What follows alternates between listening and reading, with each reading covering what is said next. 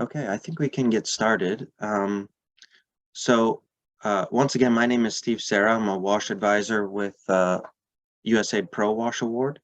And to start off, as many of you know, Pro WASH aims to provide support to implementing partners to strengthen the quality of WASH interventions through capacity strengthening, knowledge sharing, and applied research opportunities. And this webinar is the third webinar in a three-part series. So today's webinar is going to discuss how results from two previously presented pro-WASH supported studies that identified enteric pathogen exposure pathways for young children in rural Kenya and Madagascar are being utilized by implementing partners. Before we get started, I wanted to make sure that everyone knows that French interpretation is available for the webinar. If you'd like to follow the event in French, please click on the small globe at the bottom of your Zoom screen where it says interpretation, and then you can select your preferred language. Once you've selected the language, you can choose to mute the original audio, or you can hear it in the background at a lower volume. And if you have any technical issues during the webinar, please send a chat message to ProWASH, and we will do our best to assist you. Please note that if you have any questions for the panelists today, we'd like you to post the questions in the chat box, which you can find at the bottom of your screen, and we'll reserve some time at the end for questions and answers after the panel discussion. With that, I'd like to introduce and welcome Carolyn Dallaire, who is our moderator today. Carolyn is the Director of Research and Programs at the Quiet Institute, and she's going to facilitate today's discussion for us. So thanks so much, Carolyn, and welcome. Thank you very much, Steve. Good morning, good afternoon, good evening to all of our audience. It is great to, it's a great honor to be moderating this last webinar in this series. So let me give you a quick description of how this session is going to go. So we are going to start by two very short summary presentations by two researchers, John Mboya, research manager at IPA, who will present results from the Kenya study, and Chloe Poulin, my colleague at Acquia, who will present results from the Madagascar study.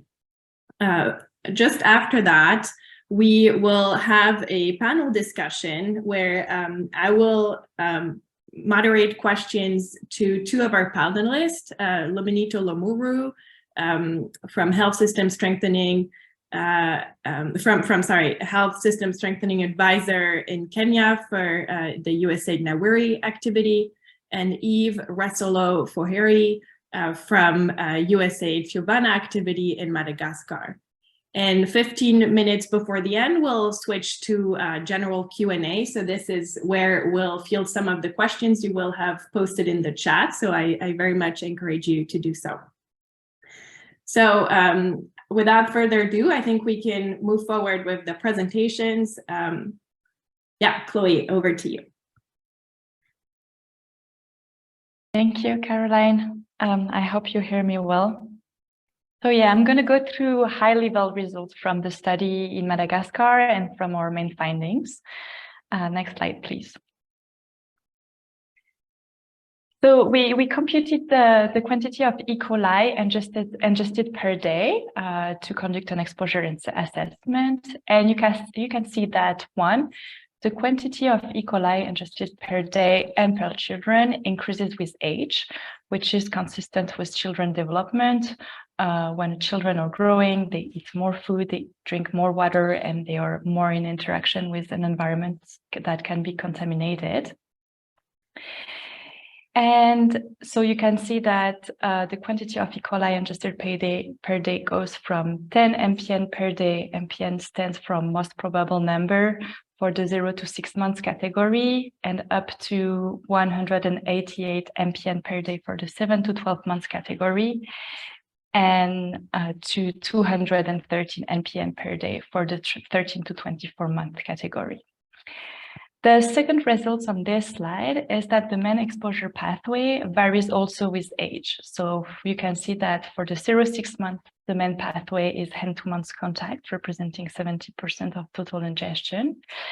For the 7 to 12 month category, we have 3 important exposure pathways that are hand-to-mouth contact, followed by drinking water and soil, representing a total of 90% of E. coli ingestion, and cooked food represented only 11% of E. coli ingested per day.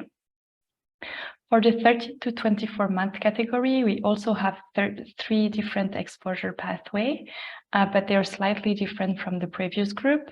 For the specific group, cooked food is the main pathway, followed up by drinking water and hand-to-mouth contact. So these 3 pathways represent also 90% of the total E. coli ingestion. And the soil is the last pathway, is the secondary pathway for this age category. We can go to the next slide, please. Then after conducted the E. coli analysis, we also conducted a pathogen analysis, and the pathogen analysis results suggested that animal feces were the primary source of infection over children feces. And children hands were the most contaminated environmental compartment with pathogen, followed by soil and drinking water. So this result implied that animal feces contamination propagates through hand-to-mouth contact mainly. Thank you.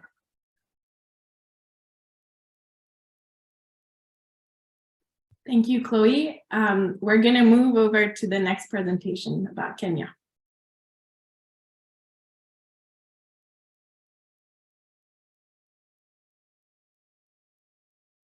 Thank you. My name is John Boyer from Innovation for Poverty Action. I'll take you through the results from Kenya. Next slide.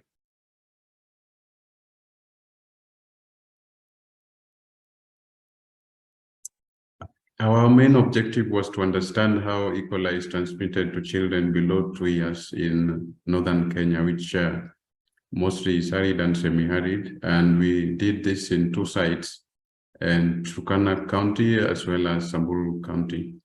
Next slide. We sampled 50 households in each of the sites, and eligibility criteria here was any household with a child 24 months and below or 2 years and below. And we collected environmental samples, several environmental samples, including source water, hand rinse, fomite, stored water, food, soil, and quantified E. coli using multiple probable number method. Yeah. And one of the findings here, like generally we found that stored water was, E. coli was mostly found in stored water, followed by fomite and soil in both sites. But stored water was more likely to be contaminated with E. coli than source water. We also found high levels of E. coli in food for those children who had already been started on complementary feeding. Next slide.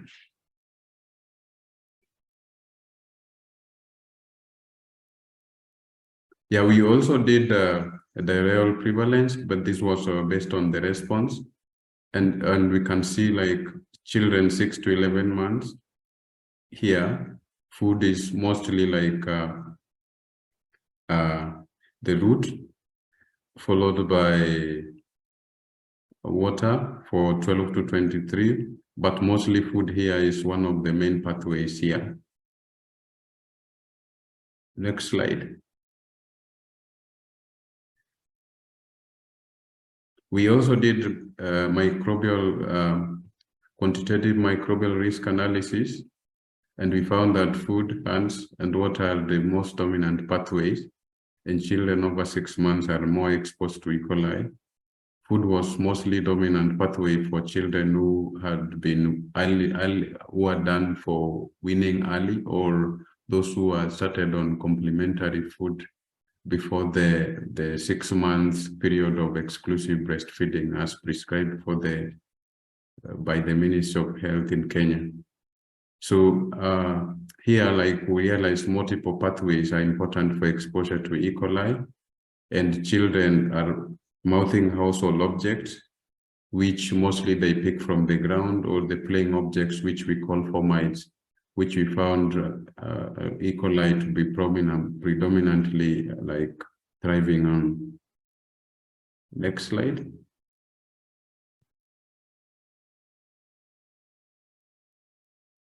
Yep. Great, thank you. Thank you, Mboya.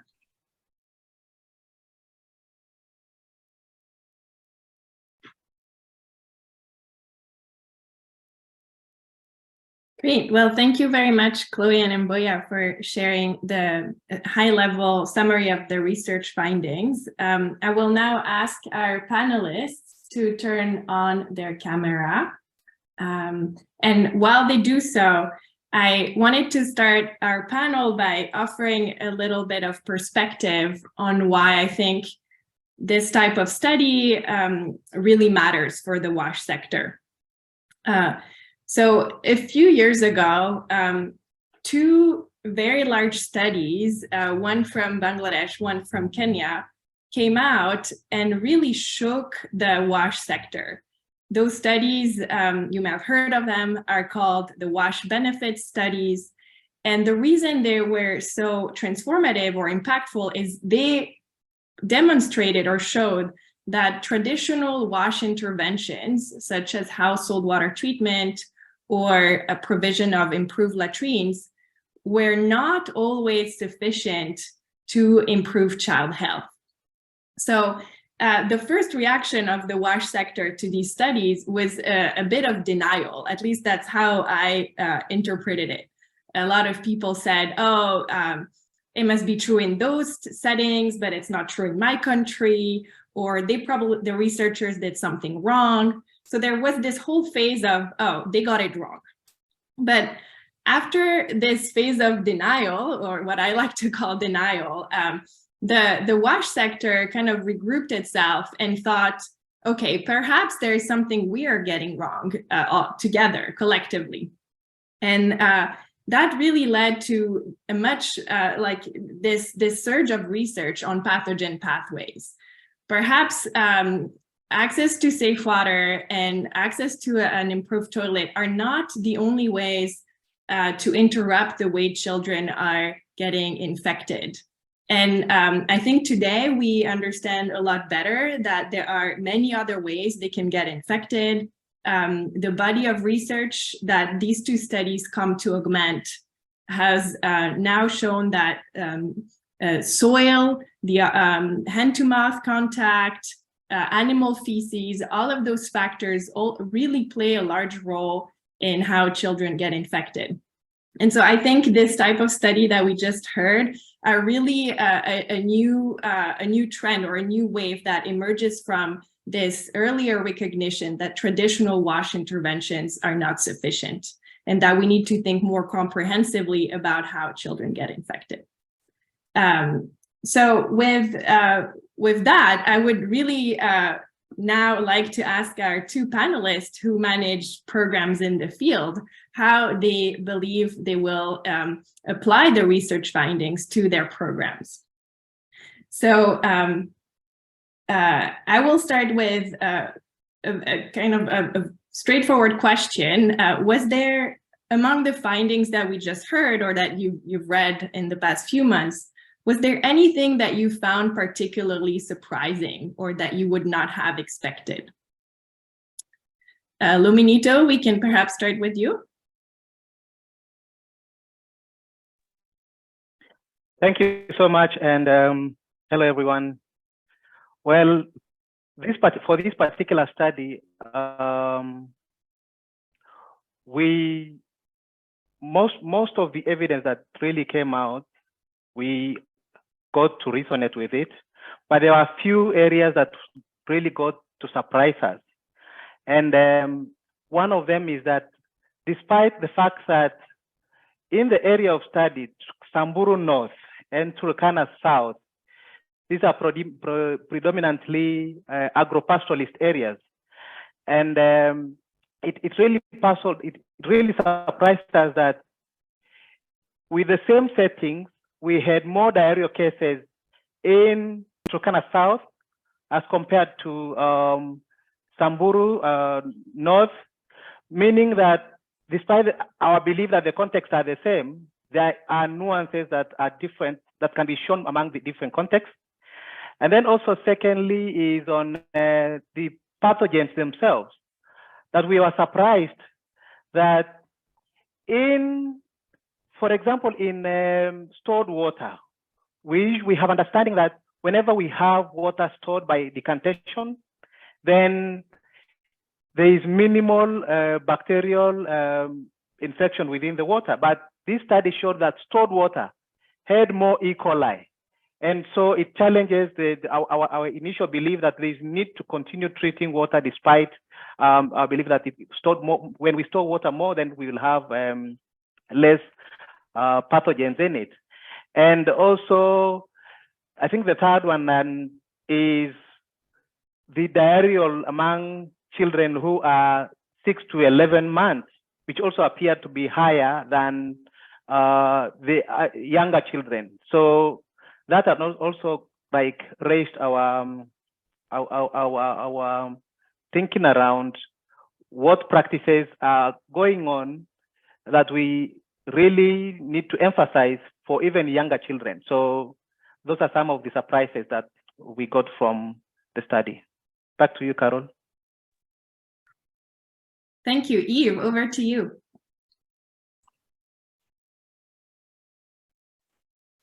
Merci à tous. Pour nous, ces résultats sont plus ou moins prévisibles et viennent en confirmation à ce que l'équipe constate quotidiennement sur le terrain. En effet, la pratique d'hygiène dans nos communautés sont assez déplorables dans la zone où Fiuvana interviennent. En partant de ces constats au début du projet même, et même avant la mise en place du projet, ADRA a mis en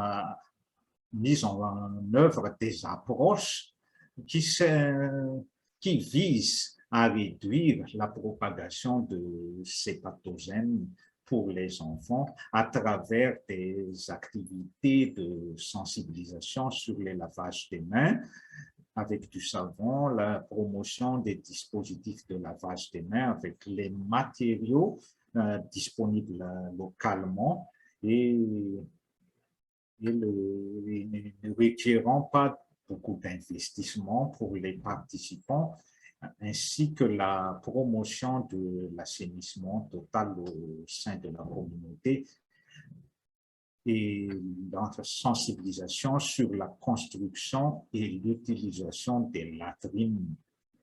Il est quand même nécessaire de noter que le taux de transmission des pathogènes à travers les différents vecteurs nous ont un peu étonnés. Par exemple, on n'avait pas pensé, on n'avait pas prévu que les aliments cuits pourraient encore être des vecteurs de transmission des pathogènes. Ce n'est pas l'aliment cuit proprement dit qui transmet les pathogènes, mais les ustensiles utilisés pour la consommation. Donc, ce qui nous a amené à réfléchir sur les mesures à prendre pour pallier à la transmission de ces pathogènes. C'est ce qu'on a surtout appris de ces études. Merci.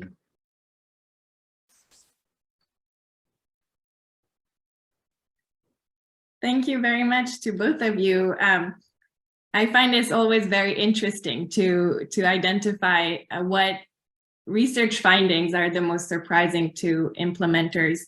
So here, if I summarize, you were, if I combine your responses, you were surprised that stored water and cooked food could be such important vectors of infection or transmission pathways. Luminito, you mentioned you were also surprised that the risk of infection increases with age. And in fact, this is something common to both studies. The youngest age category, because they're breastfeeding, are less exposed. And finally, that the type of pathways that are the most important varies by context. We saw that between the two countries, it was a different situation. And I think, Luminito, you mentioned within Kenya, the two different counties also had a different story. Thank you so much. So I'd like to understand better the process by which you digested these findings and discussed them with your teams, and how you made decisions to perhaps change the way you were operating in the field.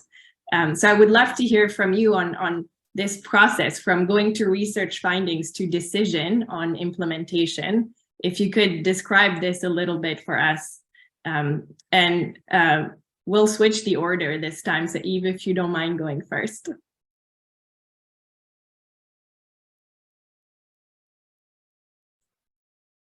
Oui, merci pour nous. Tout d'abord, on a fait une dissémination des résultats avec l'équipe du projet et les responsables régionaux concernés par l'étude, c'est-à-dire les directions régionales des ministères en charge de volet WASH, de la santé publique et de la nutrition. Cette approche nous a permis de les informer d'abord, de les impliquer et de les engager dans la lutte contre la propagation de ces pathogènes en les invitant à travers des travaux de groupe à formuler des recommandations et des plans d'action pour faire face à la propagation des pathogènes. En deuxième lieu, nous penserons organiser d'ici peu les disséminations pour toute l'équipe de terrain du projet. Ce sont les superviseurs de terrain et les animateurs, en y intégrant toutes les mesures d'accompagnement, les adaptations de nos approches, suivant les recommandations de l'étude et les plans d'action issus de la discussion avec tous les acteurs concernés par cette étude. Ces adaptations permettraient d'améliorer la condition sanitaire et hygiénique de nos participants et impacteront surtout sur la santé et la nutrition des enfants de 6 mois à 2 ans, qui sont les plus concernés par les transmissions des voies pathogènes. Merci.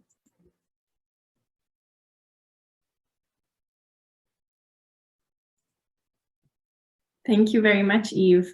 Luminito, would you like to reflect on the same question? Thank you so much, Carol. And the process for which we did disseminate these study findings with not only the project teams, but also with the community, for us started with community meetings, where we did collect this study. We held one community meeting for each county. In that deliberation, we had, household members, the leadership, the local leadership, the departments of health, the guys from education, participating in the community meeting. And we were only asking the question of how was the process of data collection was, and how have been their experiences with WASH, and what do they feel about what do they feel about the pathogen, the hazards that exist in their environment. And it was also interesting to hear from the communities that over time they have been ignoring. Like for them, it's normal to interact with the fecal matter from animals, and so that gave us the insight that yes, because they usually assume that it's a normal process it's a normal, like they are not contaminant. They are not contaminants in the animal fecal matter, and so we took that as a process to really have something that we can have a discussion with the communities to really know that pathogens are in the environment, including the animal fecal matter. At the county level, we also had two meetings, one for each county, and we reflected upon the study findings, and we've had good suggestions, understanding of the pathways, and also validating the same pathways. There were questions regarding to if children are whether we were able to check on whether the food that was stored for the child, whether, for example, households were able to reheat the same food before giving a child. We were given we were asked on several questions to reflect on the particular food items that are being given to the children, and also really did understand on how the storage of, say, water and all these other how water sources were being handled, and the water storage within the household level. So we had these interactions, and I think it's been very much helpful in us understanding the fecal-oral pathogens within the context of Turkana and Samburu. Thank you. Thank you both. I would now like to turn to our two researchers, Chloe and Mboya. We've actually the same questions. Was there anything surprising to you in the research you led? And number two, can you tell us about the process you went through to communicate your research findings to the program teams, and whether that took you out of your comfort zone, or we'd like to learn more about this transition from research to practice. So two questions for each of you. Chloe, perhaps you could get us started. Sure, thanks, Caroline. Yeah, so for Madagascar, we did the E. coli analysis on different environmental compartments, and then we compared this result with different pathogen analyses, and we found slightly different results. So for example, for E. coli result, I didn't present this result, but the most environmental compartment that we found was soil and drinking water, and children hence was the third or the fourth most environmental compartment contaminated with E. coli. But when we conducted the pathogen analysis, we actually found that children hands were the most environmental compartment contaminated with pathogen. And so this is something that surprised me. So it means that having just an analysis on E. coli might not be sufficient to really understand the fecal contamination in different environmental compartments. So yeah, it was like the main surprising results to me for this Madagascar research.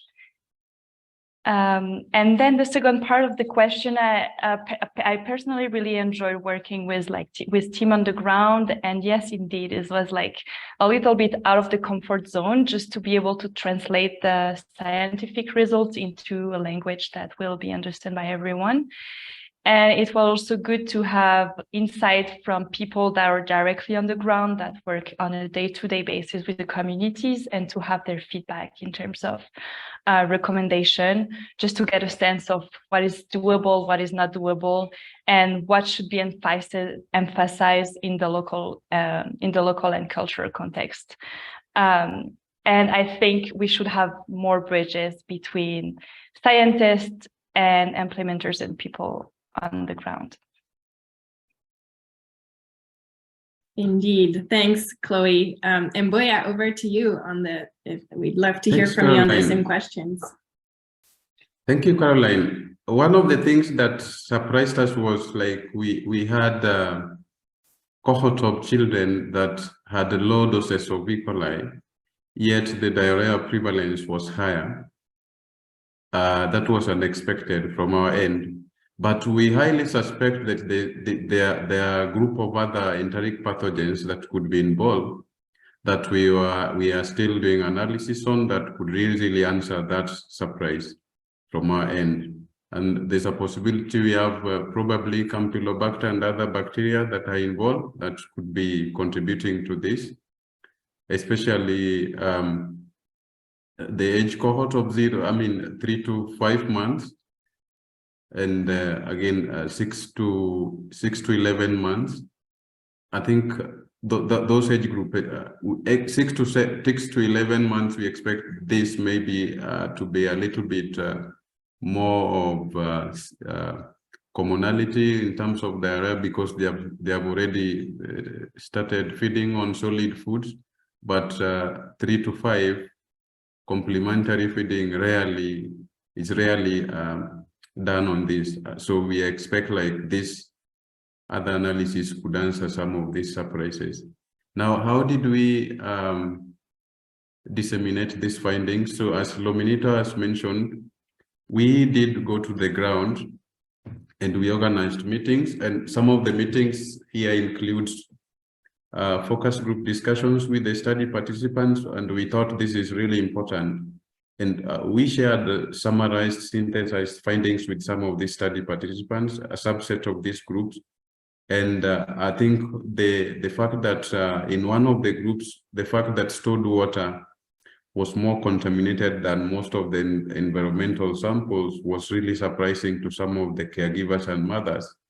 And I think this really made them think twice on the possible interventions and what they could be able to do as mothers or caregivers right from the household. There are certain things that they thought they could do immediately, individually, and take action without waiting for other, maybe government and other stakeholders and a group from Lominito's partners. So we thought that was a plus for the research participants also to see what is happening, just to see what's happening within their surroundings since we collected this. And the other thing we did was to share these findings with our partners as well as the county government, and then the lowest levels, health workers, community. Health workers were also part of this team, and we think these findings could easily be integrated into their day-to-day working within the communities, and the ones that could wait for policy interventions like upstream interventions with the government that takes longer, that those could be integrated into the county development programs, which could be either medium or long-term. But we think that there are some results here that could easily be some interventions that could easily be implemented at the lower level. So we think this is important. But finally, what the takeaway from the partners meeting there was there is need to do multi-sectoral approach for this WASH component, where you do One Health concept, the veterinary and livestock department, water and public health departments to come together to have a conversation on fecal-oral pathways. Thank you. Thank you, Chloe and Mboya. My next question to Lominito and Eve is, could you list some of the practical activities you are planning to implement in your programs as a result of this research? Are there new interventions that you will now include that were not included before? Can you give us some specific examples on how exactly how you are adapting your programs? And Eve, perhaps you can go first.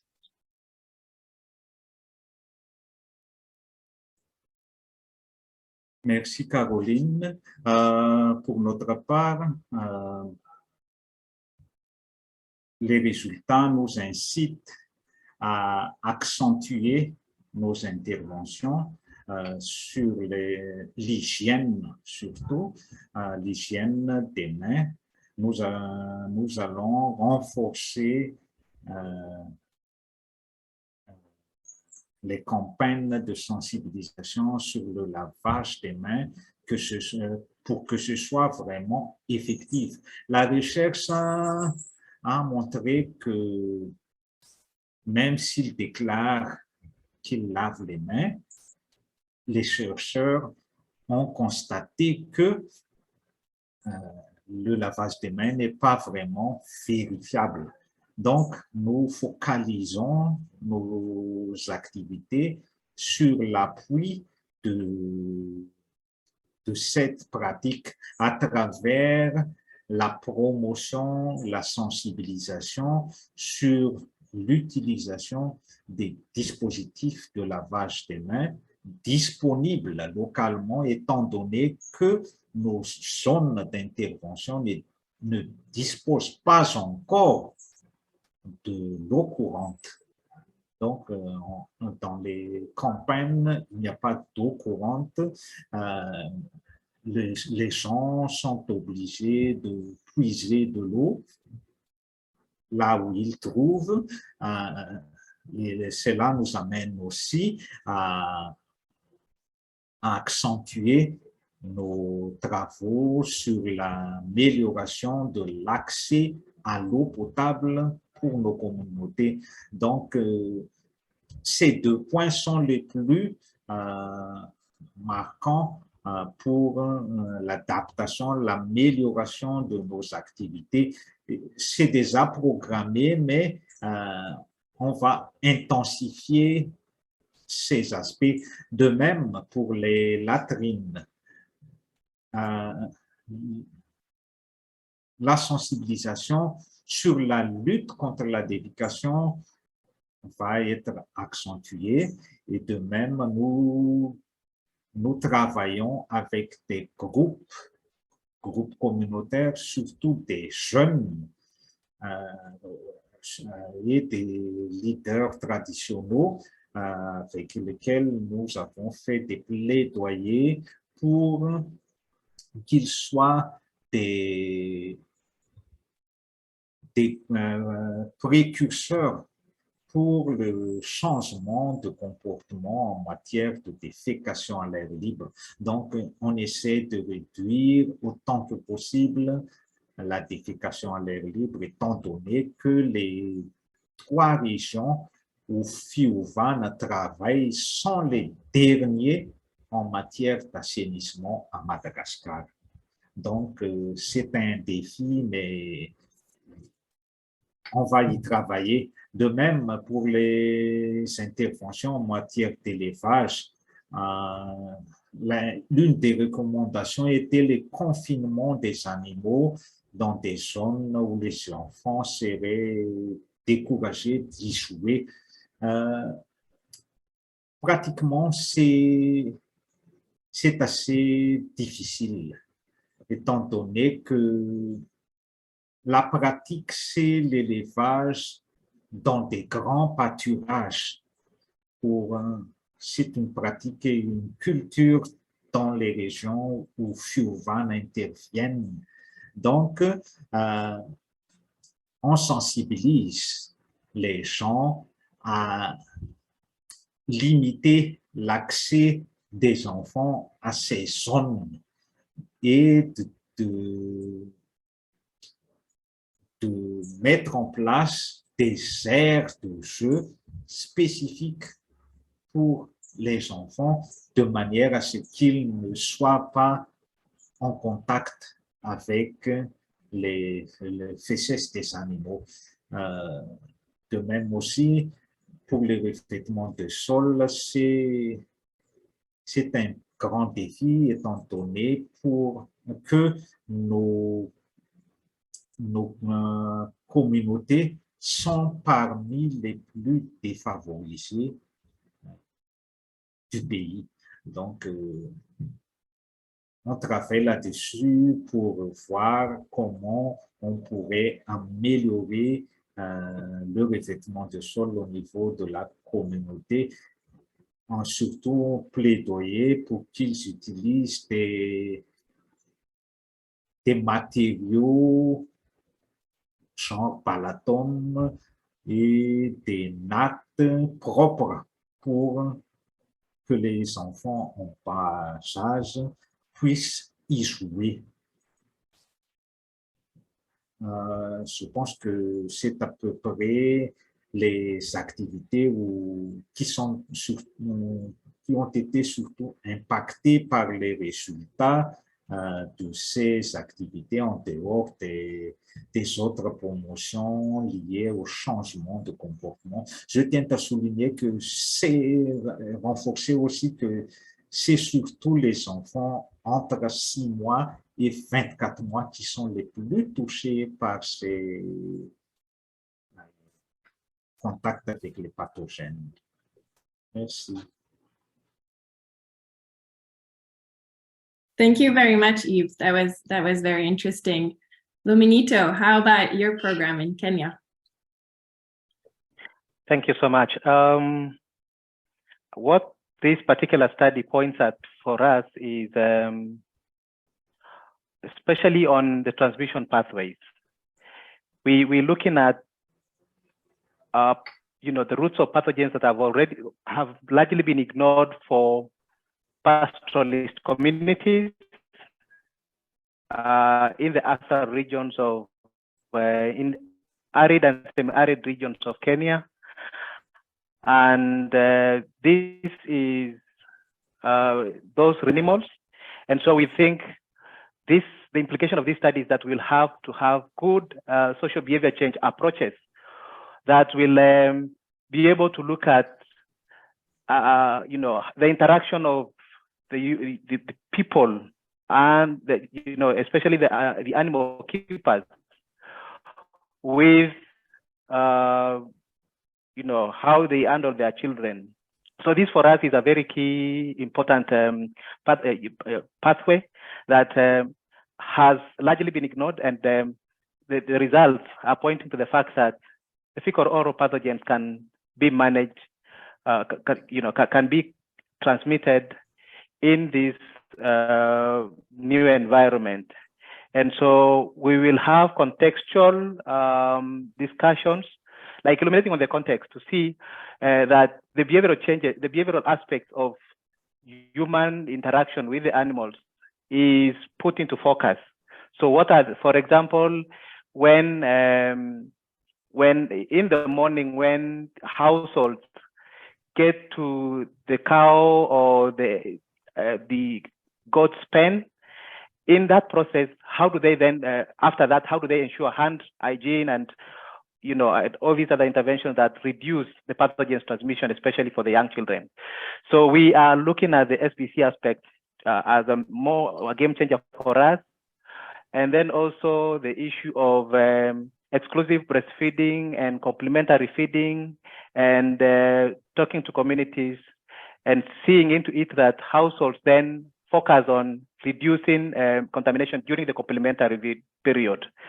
But then overall is scaling up the community-led total sanitation approaches that are currently in place, so that overall we have, say, use of latrines, hand washing at critical times.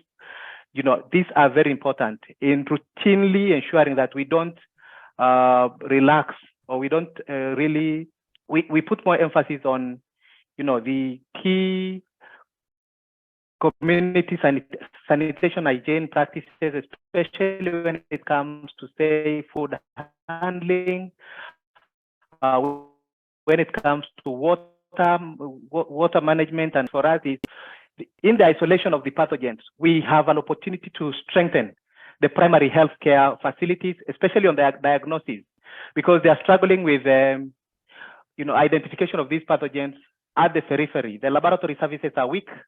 And so by understanding, by this understanding and, isolating the most important pathogens, the primary healthcare workers, the frontline healthcare workers, can comfortably manage, manage diarrhea with the limited resources that they have. So these are some of the things that we are really exploring as a project to put into use the findings of this study. Thank you. Thank you very much, both of you, even Luminito. I found your answers really interesting. You mentioned some of the interventions you mentioned are hand washing or reducing open defecation, which I would classify as the traditional wash response. But you also mentioned many non-traditional wash responses, such as separating the places where animals graze from where children are, providing clean play spaces for children and covering the soil with a clean piece of fabric, emphasizing the importance of good food handling practices. So all of these other interventions are things I don't think were so present in the WASH discourse, I would say, 10 years ago. This is really, I think, a new way of thinking about WASH holistically that really this type of research has brought. So I thought it was really interesting to see how it has impacted your programs. Thank you very much to both of you and to our researchers. We now have about 12 minutes until the end of our session today. And I would like to field some of the questions from the audience. So please feel free to write your questions in the chat. It can be questions to any of the presenters today, and you can write them in any language, well, French or English. So we'll start with one from Alioune Fall, thank you, who is asking about the role of behavior change. So many of, and if I may paraphrase the question a little bit, so many of the pathways we talked about will require changing behaviors. And you both talked about sensitization campaigns. Can you tell us more whether you think behavior change campaigns alone can be effective, and which behaviors do you expect might be the most difficult to change? Luminito, would you like to start? Thank you. I think that question is more relevant to the context of Turkana and Samburu in Kenya, who are largely pastoralists. And as you rightly put, we have all these pathogens interacting in the environment and affecting, bringing about diarrheal conditions in children. So the challenge has been, how do we separate, the interaction of, say, the pastoralists and their livestock? It's their source of livelihood. And it's really difficult to, so how do we then enlighten the communities in light of ensuring that we have a reduction in the pathogens in this environment? So then SBC approaches really come in handy, and the real learning sessions where we have a demonstration of households that have interacted with the pathogen, with the livestock, and we have diarrheal cases emanating and contributing to malnutrition, for example, will be an opportunity that we will now use to enable communities to learn, and learn in the sense that if we have this reduction in contact by using some of the traditional methods of pathogens reductions like hand washing traditionally, then we will be able to have a reduction in the fecal oral pathogens. So this, for us, SBC is very critical. And SBC, also the messaging in the manner that it reflects the context. Many a times when we talk about messaging, we forget that in some of these contexts, water availability is a challenge. We have limited water as a resource. So how do they then make use of whatever resource they have to enable to promote hygiene? So we really think, yes, SBC primarily is very important, and it will be to the context. Thank you. Thank you. SBC stands for social behavior change. Yves, over to you.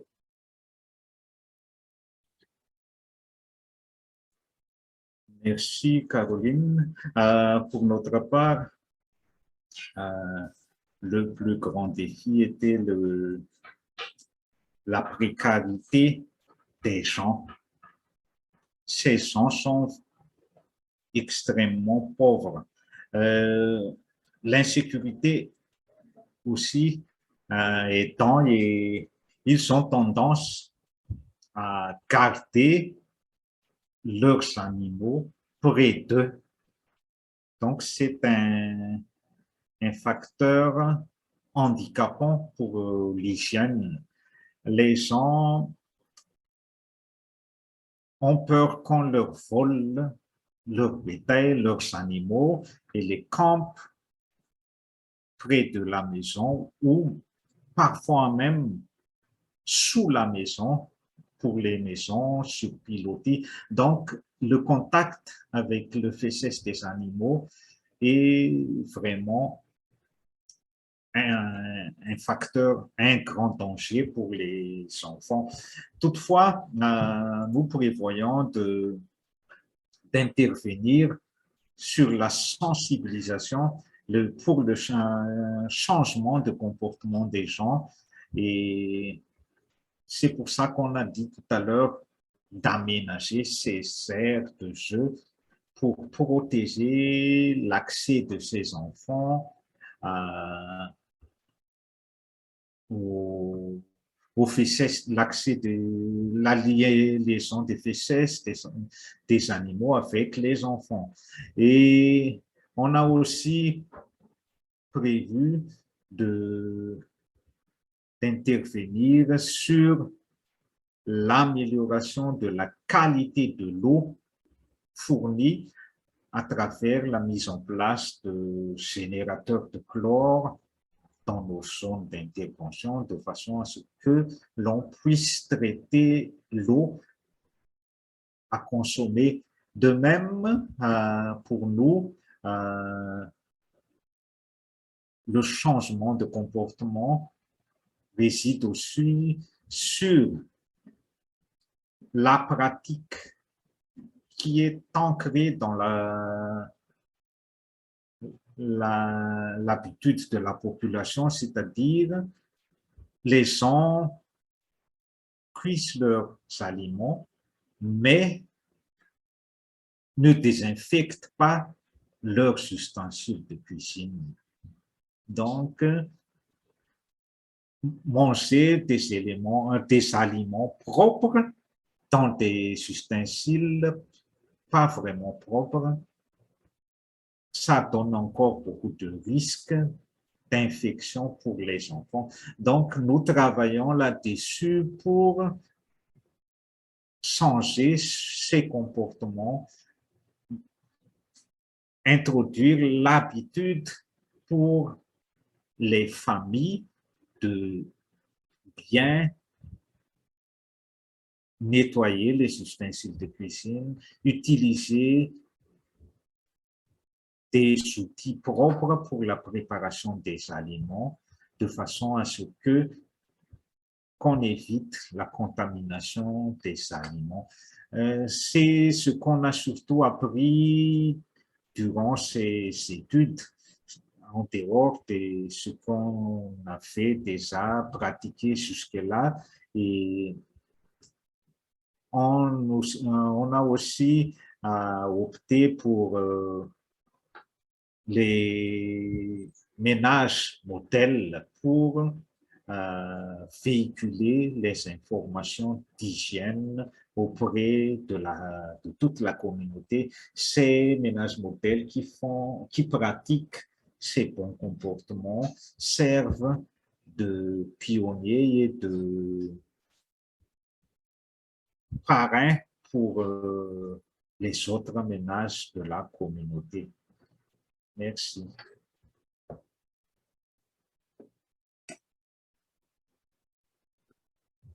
Thank you very much. One final question for our two researchers, and I would appreciate if you can respond in 1 minute or less. Do you believe that climate or season can affect the load of pathogens in the environment, or the most important pathogen pathways? Based on, is this something you've studied at all here, and do you have any insights? Chloe, maybe I'll start with you because you inspired that question. Thank you, Caroline. Yes, indeed. So we started our study in Madagascar last January, and we have been forced to stop because of 2 main cyclones. And so we resumed our activity after those 2 main cyclones. And so we were able to compare a little bit. We had a little bit of data before and more data after said cyclone, but we were able to compare a little bit both. And we found that soil was way more contaminated after the cyclone, because we think that like all the heavy rain and the flood like wash all the surface contaminants and like spread all the contamination everywhere. So in the case of Madagascar, yes, definitely intense rainfall will affect at least soil. And so that's why we also encourage people to develop hygiene campaigns, especially after intense rainfall events like this. Thank you, Chloe. Very interesting. How about in Kenya, Mboya? Yeah, it does. Seasonal variation affect bacterial load on surfaces.